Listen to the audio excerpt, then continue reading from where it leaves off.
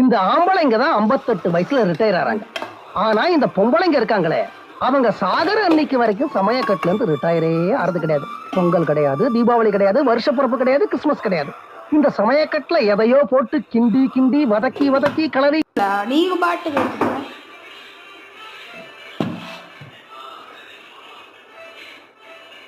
தம் பிரியாணி அவ்வளோதான்.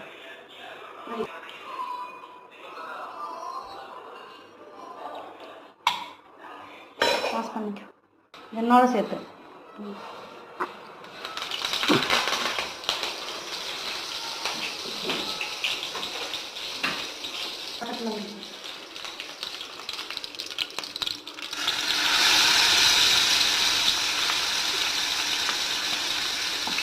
ஏன் மரண மசால் தடவுல